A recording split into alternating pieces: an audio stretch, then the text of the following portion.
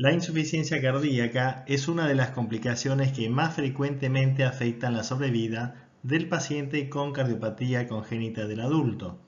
Conocer su epidemiología, cómo diagnosticarla y cómo tratarla es fundamental para una buena evolución en este grupo de pacientes. Soy el doctor Claudio Morós, médico de staff, cardiólogo congénita del adulto del Hospital de Niños Ricardo Gutiérrez, Buenos Aires, Argentina, y voy a hablar de datos actuales y problemática de la insuficiencia cardíaca en cardiopatías congénitas, datos del registro Guti-Gush. Con respecto a esta charla, no tengo ningún conflicto de interés. El esquema de la charla la vamos a dividir en desarrollar primero la problemática de la cardiopatía congénita del adulto, cuál es el riesgo de insuficiencia cardíaca y cuál es la epidemiología en el congénito adulto, qué es el registro Guti-Gush y qué datos actuales nos proporciona, y finalmente los mensajes para llevar a casa. Comencemos desarrollando cuál es la problemática de la cardiopatía congénita del adulto. Aquí podemos ver un gráfico de barras que representa los datos de la base alemana de cardiopatías congénitas del adulto de la década del 70 y se extrapolan los datos hasta el 2029. En la parte inferior van a ver esta barra de color celeste que representa las cardiopatías congénitas infantiles que a lo largo del tiempo se mantienen en la misma proporción, cercana a los 40.000 pacientes. Pero arriba en un azul oscuro van a ver una escala creciente año a año que son las cardiopatías congénitas del adulto que para el año 2029 se creen que van a triplicar o cuadriplicar a las cardiopatías congénitas infantiles. Es decir, que la población de cardiopatía congénita del adulto sigue creciendo año a año y esto ha aumentado porque ha aumentado la sobrevida debido al tratamiento de este grupo de pacientes. En este trabajo publicado en el año 2010, con los datos del registro de la base holandesa de cardiopatías congénita, llamada CONCOR, ellos compararon la necesidad de atención hospitalaria o internaciones en los pacientes con cardiopatías congénitas representados en las barras rayadas versus los pacientes de la población general representados en las rayas punteadas. Vieron entonces que a una edad temprana, entre 20 y 30 años, no hay mucha diferencia en la atención necesaria, solamente un 11%, pero a medida que aumenta la escala etaria, llegando a los 70-80, esta diferencia se hace muy notoria, alcanzando el 68%. Es decir, que la cardiopatía congénita del adulto requiere más de la atención hospitalaria a mayor edad. Otro concepto que quiero introducir es que las cardiopatías congénitas generalmente tienen lesiones residuales y este trabajo mostró las lesiones residuales en pacientes operados de cardiopatías congénitas, donde se representaron en una barra verde los pacientes que quedaban sin lesiones residuales, en una barra naranja los pacientes que tenían una lesión residual menor y en una barra roja los pacientes con lesión residual mayor. Luego se analizaron distintas patologías como el falot, como el canal, como la transposición de grandes arterias, la coartación o interrupción del arco y la cirugía del Norwood. Lo que podemos ver es que quedaban sin lesiones residuales cercanos al 20% de los pacientes.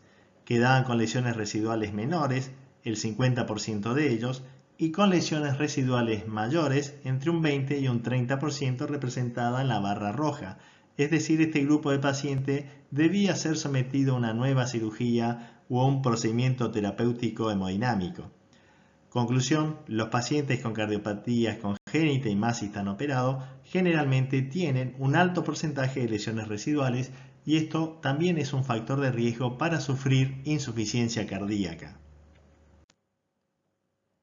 Aquí vemos las guías para el manejo del cardiópata congénito adulto del año 2020, las guías europeas, y en esta tabla se ve cómo se clasifican las cardiopatías de acuerdo a la complejidad, en leves, moderadas y severas o complejas, y en las leves tenemos los defectos como CIA, CIB pequeños, corregidos o sin shunt residual, también el ductus. En las moderadas el principal exponente es el falot, también está la coartación, el canal AB, el Epstein, etc. Y en las severas tenemos las cardiopatías complejas, las atresias pulmonares, los ventrículos únicos, atresia mitral, atresia tricuspidia, los pacientes con Eisenmenger, las heterotaxias y grandes complejidades de las cardiopatías.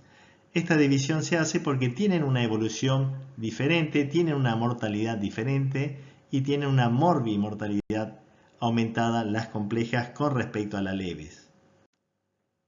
En una encuesta para determinar la incidencia de la cardiopatía congénita en la consulta diaria del cardiólogo general, los cardiólogos respondieron que el 95% de ellos habían atendido a algún paciente con cardiopatía congénita.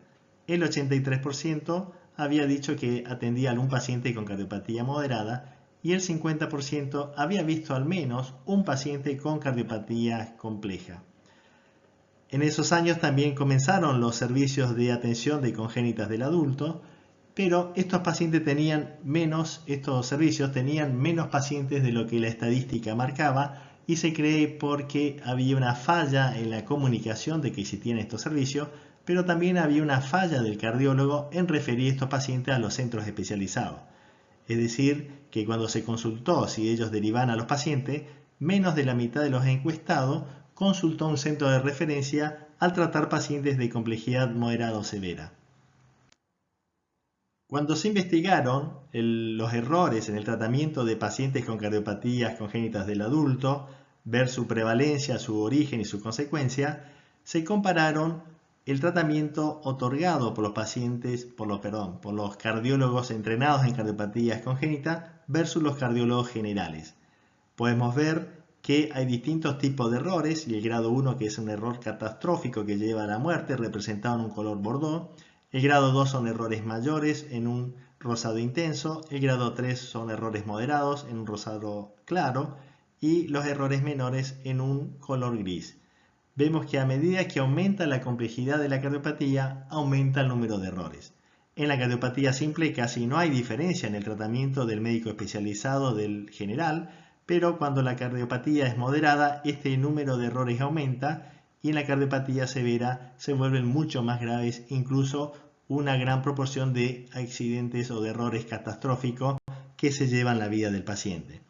Es decir, que tenemos que derivar a los pacientes con complejidad moderada severa a médicos cardiólogos especializados en congénitas del adulto.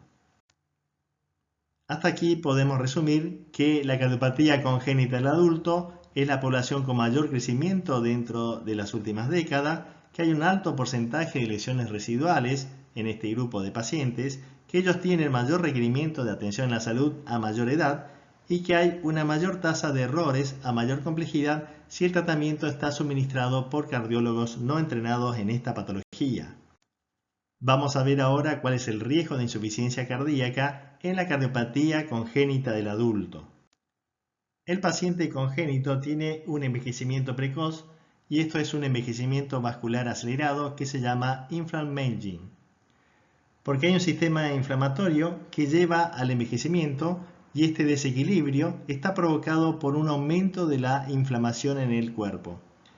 Este envejecimiento acelerado puede verse como un estado inflamatorio sistémico con biomarcadores de envejecimiento que son aquellos biomarcadores de inflamación.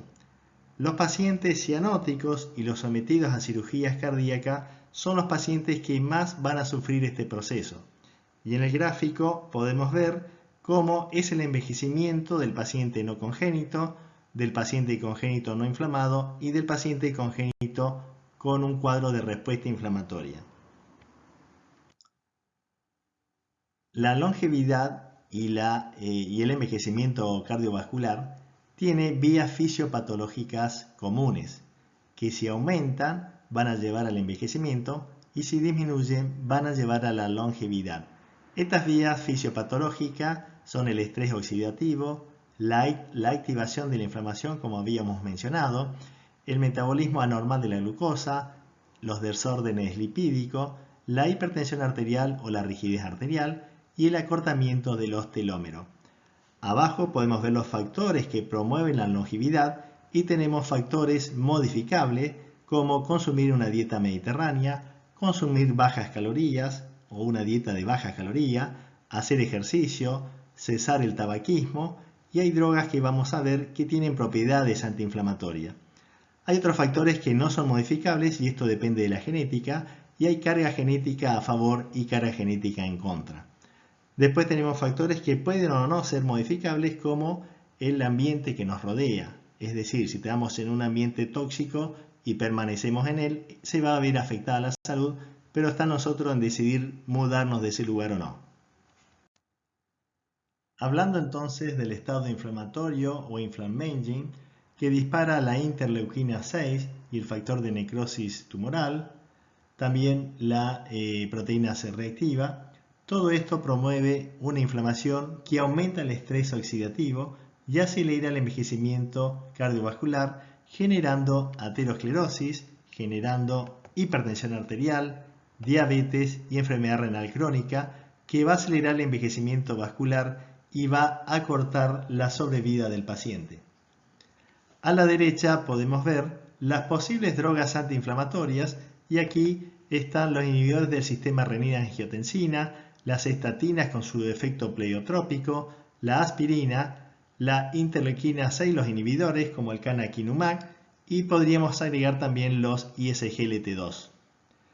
Hay un estudio reciente con canakinumab, que es el estudio CANTOS, que mostró una disminución de los eventos cardiovasculares en el seguimiento de pacientes de alto riesgo residual, y este efecto no fue mediado por disminución del LDL, es decir, que fue mediado probablemente por disminución de esta inflamación. Se sabe que los pacientes con metabolismo anormal de la glucosa tienen más riesgo de insuficiencia cardíaca, y las drogas que mejoran la sensibilidad a la insulina y mantienen bajos los niveles de glucemia logran reducir la mortalidad cardiovascular y aumentan la longevidad del paciente. Por eso, las nuevas drogas como los ISGLT2 y las antiguas drogas como la metformina tienen un efecto positivo sobre la mortalidad cardiovascular, disminuyéndola. Este gráfico es un resumen de los procesos de inflammaging que generan un aumento del estrés oxidativo y llevan al envejecimiento vascular acelerado, y arriba podemos ver los distintos estímulos que el paciente congénito va recibiendo y que provoca este aumento de la inflamación. Entonces podemos ver la cirugía con apertura del tórax, la cirugía de bypass, el uso de prótesis, los defectos residuales, el estrés psicológico que tiene el paciente, el fallo de las prótesis y finalmente la reoperación. Todo esto lleva a un estado inflamatorio que lleva al paciente a la insuficiencia cardíaca. A la izquierda podemos ver una lista de marcadores inflamatorios, los cuales nos van a dar una idea en qué estados de inflamación está nuestro paciente y nos da una idea del riesgo de sufrir insuficiencia cardíaca también. Acá tenemos la lista de los marcadores inflamatorios, y el principal, el más caro y específico, es la interleuquina 6. Si pudiéramos medirlo, esto es muy beneficioso, pero existen otros métodos más baratos, como medir la ferritina. La ferritina es una proteína intracelular hueca cuya función es almacenar, transportar y liberar el hierro en forma controlada, y su concentración en ausencia de inflamación se relaciona con la magnitud del hierro corporal. Pero también es un reactante de fase aguda que aumenta con la inflamación y ha sido muy utilizado, por ejemplo, durante la pandemia del COVID. La proteína C reactiva es parte de un grupo de proteínas que se denomina reactante de fase aguda, que se incrementa antes de que aparezcan los signos de inflamación. Su uso comenzó con los procesos infecciosos, pero en la actualidad es un marcador pronóstico de daño cardiovascular. Se lo utiliza en la diabetes y en la hipertensión también, y tiene utilidad también en las enfermedades autoinmunes. La PCR ultrasensible, menos de 1 miligramos por litro, se considera como riesgo cardiovascular bajo, de 1 a 3 riesgo intermedio, y mayor a 3 es un riesgo alto. También tenemos la relación neutrófilo-linfocitos, y esta está determinada por el aumento del cortisol endógeno. El aumento del cortisol endógeno y de las catecolaminas va a aumentar el recuento de neutrófilos y disminuye el recuento de linfocitos, como vemos en el cuadro. Cualquier causa de estrés fisiológica puede aumentar esta relación neutrófilo-linfocitos, y esto ocasiona un cambio en menos de 6 horas.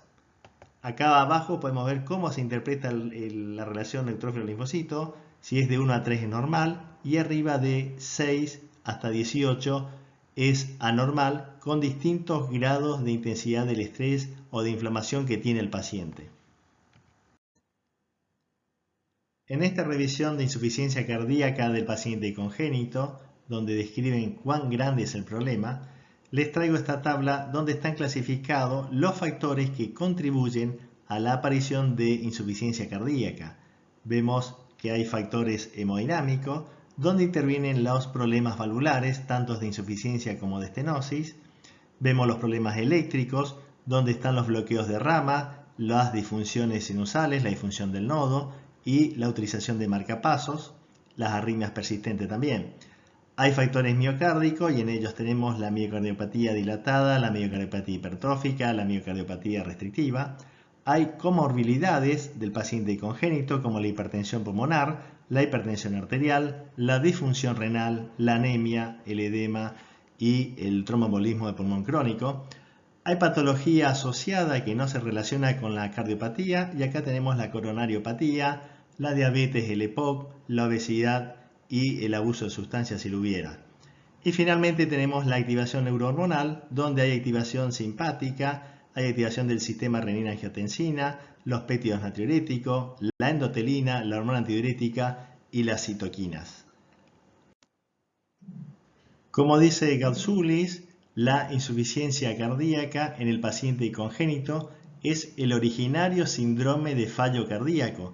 Piensen que es un corazón que se formó con un defecto, que ha sufrido insuficiencia cardíaca desde su formación hasta el nacimiento y ha tenido varios episodios de insuficiencia cardíaca a lo largo de la vida de acuerdo a la complejidad o severidad de su cardiopatía.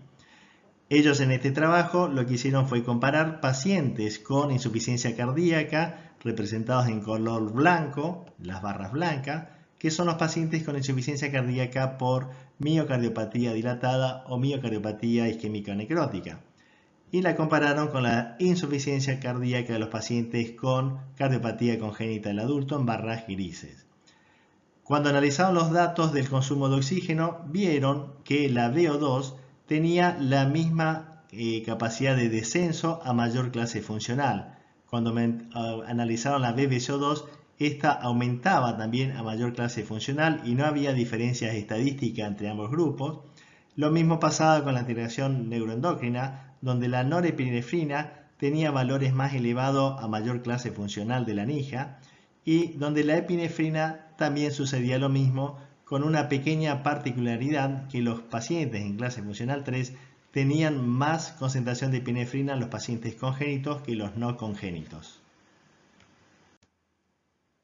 Este trabajo de Toronto es uno de los primeros en investigar de qué morían los pacientes congénitos adultos y noten en la torta que la primera causa de muerte es la muerte súbita en color rojo y le sigue la insuficiencia cardíaca con un 21% en color azul.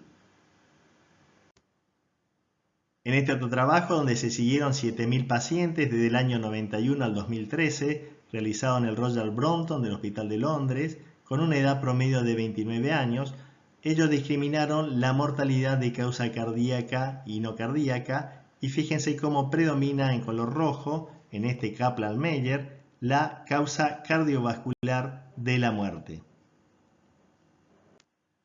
Cuando buscaron discriminar las causas de muerte cardiovascular, fue la insuficiencia cardíaca la que era mucho más elevada en un 42% y muy abajo era seguido por la muerte súbita, el infarto, la cirugía o las reintervenciones de estos pacientes. Cuando analizaron las causas de origen cardiovascular o no cardiovascular y la cardiopatía era simple, no había diferencia, pero en una cardiopatía moderada ya comenzaba a haber mayor diferencia y era mucho más extrema esta diferencia cuando la cardiopatía era de gran complejidad o severa. Este grupo del Royal Brompton también comparó la mortalidad de los pacientes con cardiopatías por su grupo versus la población general del Reino Unido, y este cuadro me parece genial porque nos pone o nos evidencia el problema de la cardiopatía congénita y su expectativa de vida. Si la cardiopatía es simple como una CIA, y podemos verlo acá, y el paciente tiene 40 años, tiene la misma expectativa de vida que un paciente de 42 años de la población general. Pero si el paciente tiene 40 años y tiene una cirugía de Fontan, la expectativa de vida que tiene es igual a la de una persona de 75 años, es decir, que tiene más de 35 años de diferencia en la expectativa de vida. Es decir, que un paciente de Fontan es un paciente gravemente enfermo con altas chances de complicaciones y muerte en el seguimiento. Vamos a desarrollar ahora la epidemiología de la insuficiencia cardíaca en las cardiopatías congénitas del adulto. En este trabajo de insuficiencia cardíaca del congénito realizado sobre la base del CONCO con casi 11.000 pacientes en un seguimiento a 21 años, tuvieron una tasa de internación por insuficiencia cardíaca del 2,5%. Cuando analizaron los factores independientes como factores de riesgo para insuficiencia cardíaca, el más fuerte fue la presencia de un ventrículo único, por ejemplo, las transposiciones corregidas o no, y seguida por el canal AB, por ejemplo. También es interesante ver que los pacientes que habían sufrido intervenciones en la infancia, y los que tuvieron cirugía, reoperación o marcapaso, también mostraban mayor riesgo de insuficiencia cardíaca en el futuro. Este mismo grupo del CONCORD con 11.000 pacientes realizaron un seguimiento a 3 años de los pacientes que habían sido internados por insuficiencia cardíaca y uno de los factores de riesgo fue el sexo masculino, como podemos ver acá en el Kaplan-Meier de supervivencia, como el sexo masculino tiene peor evolución. Otros de los factores de riesgo fue el implante de marcapaso, fue el número de días de internaciones que tuvieron en la insuficiencia cardíaca, si usaron medicación no cardíaca y los niveles de creatinina sérica. La tasa de internación del cardiópata congénito por insuficiencia cardíaca es del 1,2 por mil por año versus el 0,1 por mil por año de los pacientes generales, mucho más alta. La edad promedio del paciente congénito es de 46 años versus 60 años, es decir, que son pacientes más jóvenes, y la internación por insuficiencia cardíaca aumenta el riesgo 5 veces, con un odds ratio de 5.3. Aquí podemos ver la incidencia de distintos trabajos sobre la insuficiencia cardíaca y el primero, que es el de Van de Bruijn, sobre 3.900 pacientes, con una incidencia de insuficiencia cardíaca del 6.4%, con una edad media de 35. La del registro CONCORD de insuficiencia cardíaca internada de 4,6% en un seguimiento a 14 años y la del registro sueco de un 3,3% en un seguimiento a 25 años. Pero lo que nos tiene que quedar claro, y esto lo demuestra Van de Bruijn en su trabajo de 3.900 pacientes, es que los pacientes que se internan por insuficiencia cardíaca tienen 4,6 veces más riesgo de mortalidad al ser comparado en azul con los controles. Cuando se investigó la presencia de disfunción izquierda, vemos que esta se presentó en un 12% de todas las cardiopatías y llamativamente se presentó en mayor proporción en las cardiopatías que afectaban al lado derecho con una P significativa. Es decir, que en proporción total, 12% de los pacientes tenían disfunción del ventrículo izquierdo. Pero ¿por qué esta disfunción aparecía más con el ventrículo derecho afectado? Y eso lo veremos en la siguiente slide. Y existe este concepto de Torren-Waves de la banda miocárdica ventricular helicoidal que postula que el corazón es una sola banda miocárdica que se enrolla en una doble hélice conformando al ventrículo izquierdo y al ventrículo derecho, de tal forma que estos están en una estrecha interrelación. Es decir que si uno se afecta, se va a terminar afectando el otro. Aquí podemos ver entonces que hay un acoplamiento mecánico que depende de la interrelación de las fibras musculares, comparten el mismo septo, comparten el mismo espacio pericárdico, tienen circuitos en series, pero también hay un acoplamiento eléctrico y esto lo podemos ver en los pacientes que tienen bloqueo de rama y disincronía. También comparten una activación neurohormonal que va a afectar a ambos ventrículos. Estas son las guías de la insuficiencia cardíaca crónica del año 2021, las guías europeas, y ellos postulan la tríada diagnóstica para la insuficiencia cardíaca, que es la presencia de síntomas o signos de insuficiencia cardíaca. Hay una alteración cardíaca, y recuerden que todos los pacientes congénitos ya la tienen, y también hay una activación neurohormonal que debemos buscar. Con respecto a los síntomas, tenemos en este cuadro discriminados por síntomas típicos como la disnea, la ortorrea, la disnea paroxística nocturna, por ejemplo, síntomas menos atípicos, y también tenemos signos específicos y signos menos específicos. Pero recuerden que para el diagnóstico necesitamos cumplir con estas tres condiciones. La activación neurohormonal en el paciente con insuficiencia cardíaca crónica congénito adulto va a estar determinada por la clase funcional y la disfunción ventricular. Acá vemos la medición de los péptidos natriuréticos atriales y cerebrales, y vemos que cuando mayor es la clase funcional NIJA, mayor es la concentración del péptido atrial. Lo mismo sucede con el péptido cerebral, el BNP. Esto también pasa lo mismo cuando hay mayor disfunción ventricular. A mayor grado de disfunción ventricular, mayor son las concentraciones obtenidas en sangre de los péptidos natriuréticos atriales y cerebrales. Cuando analizaron las concentraciones de endotelina, sucedió lo mismo, y a mayor clase funcional de la NIJA, mayor es la concentración en sangre de la endotelina, llegando a valores de 2,5 a 3 picomoles por litro. Cuando hay disfunción ventricular, a disfunción severa, mayor son también las concentraciones de la endotelina en sangre.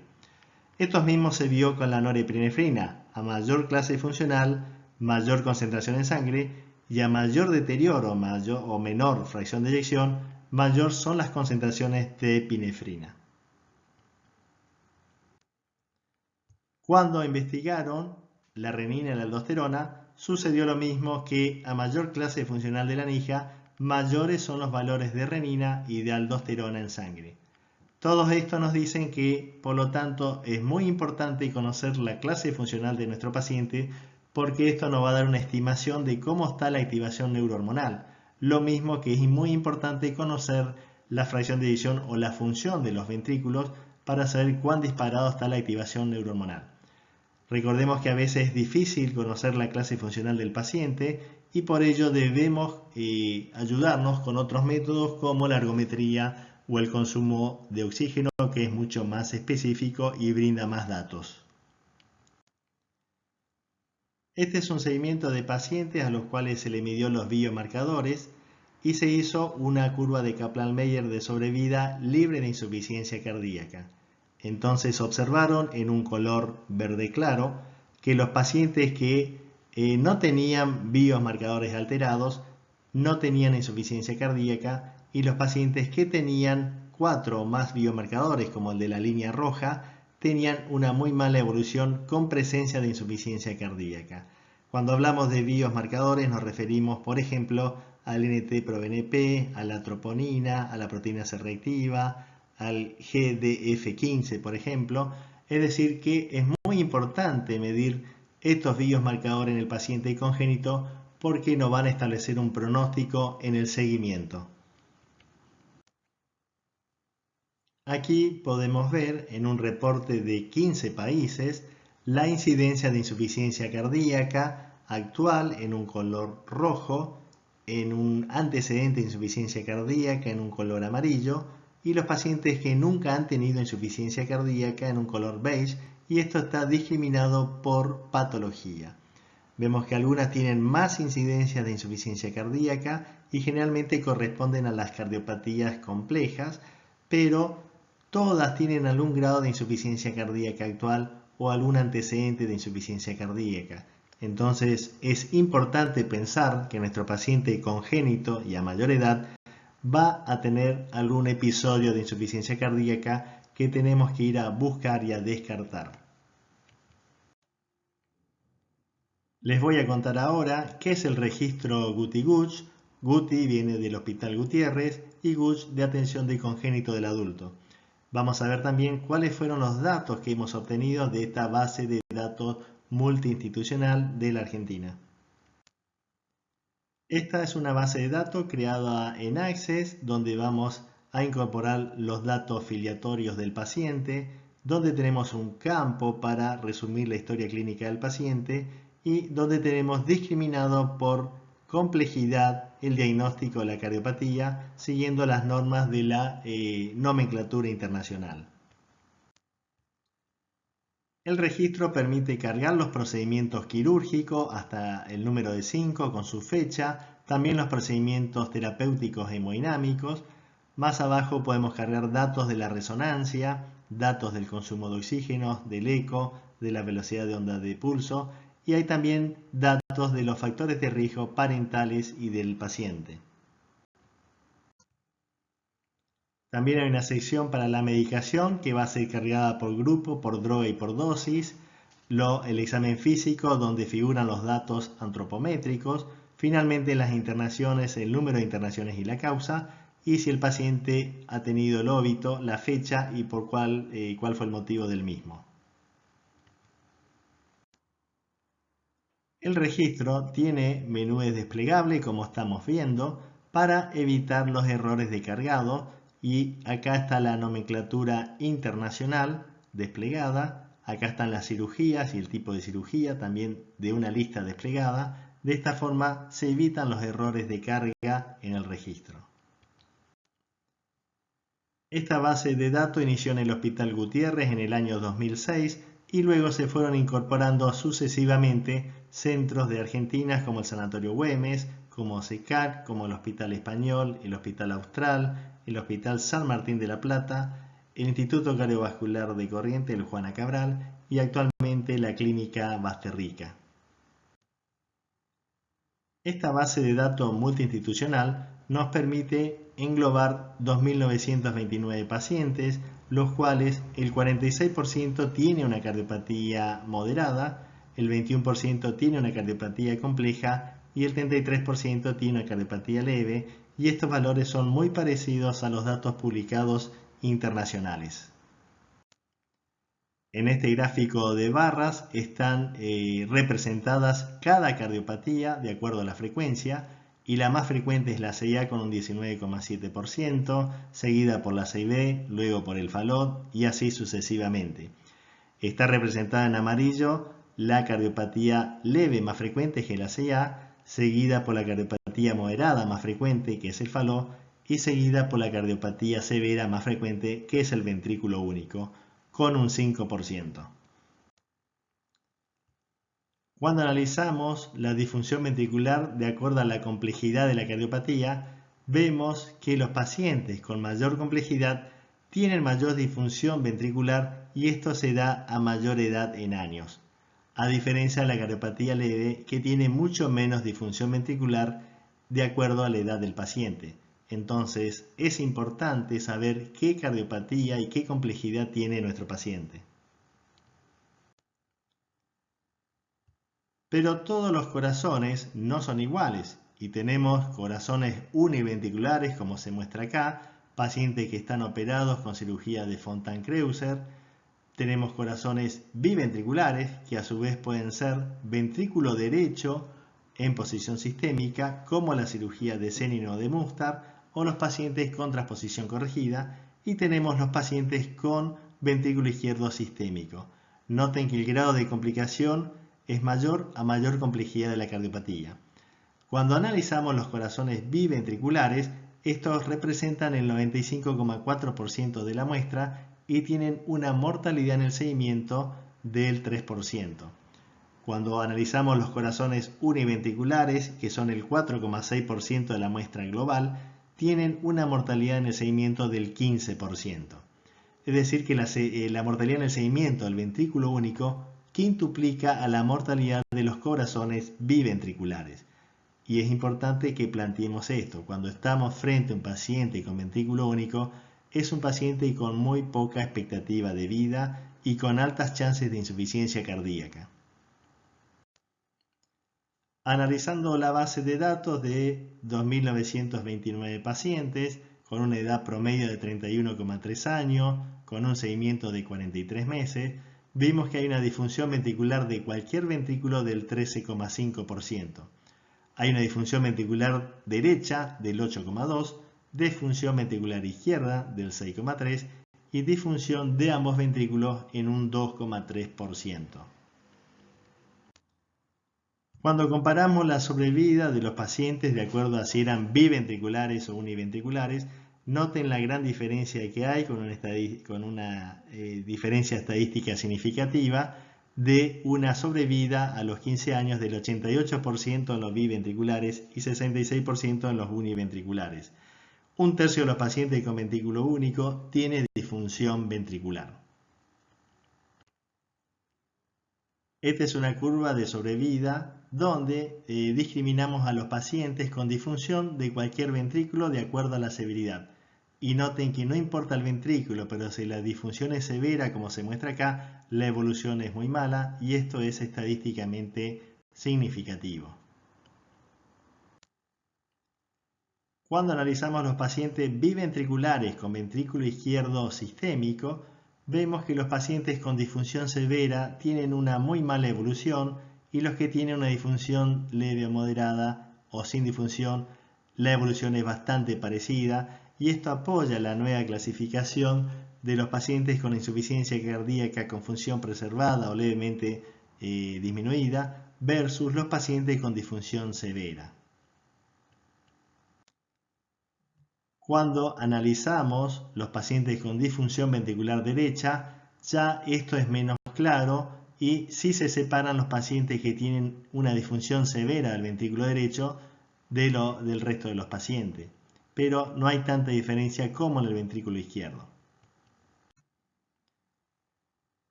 Cuando analizamos los pacientes con disfunción severa del ventrículo izquierdo sistémico en color rojo, o disfunción severa del ventrículo derecho sistémico en color azul, vemos que ambas curvas tienen un comportamiento muy parecido.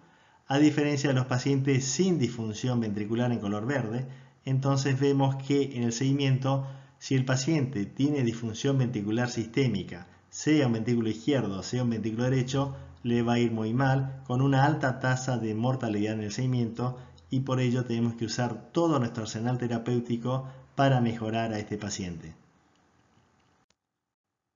Llegando al final de esta charla, vamos a ver cuáles son los mensajes que tenemos que llevarnos. El paciente con cardiopatía congénita del adulto tiene más riesgo de sufrir insuficiencia cardíaca que la población general, y a mayor complejidad de su cardiopatía y a mayor edad, mayor es el riesgo de sufrirla. Debemos pensar en ello y debemos ir a descartar la insuficiencia cardíaca en este grupo de pacientes. La expectativa de vida del paciente disminuye a medida que aumenta la complejidad de la cardiopatía, y esto lo vimos con el paciente con Fontan, donde tiene una diferencia de casi de 35 años con la población general. La inflamación es un mecanismo importante de la fisiopatología y hay drogas que funcionan como antiinflamatorias. Serán necesarios estudios para convalidar estos datos. Son necesarios los estudios colaborativos sobre los pacientes con congénita. Generalmente este grupo de pacientes está excluido de los trials. Y finalmente se requieren más especialistas en cardiopatías congénitas del adulto porque vemos que es una población que sigue creciendo. Hemos terminado la charla. Muchas gracias por su atención.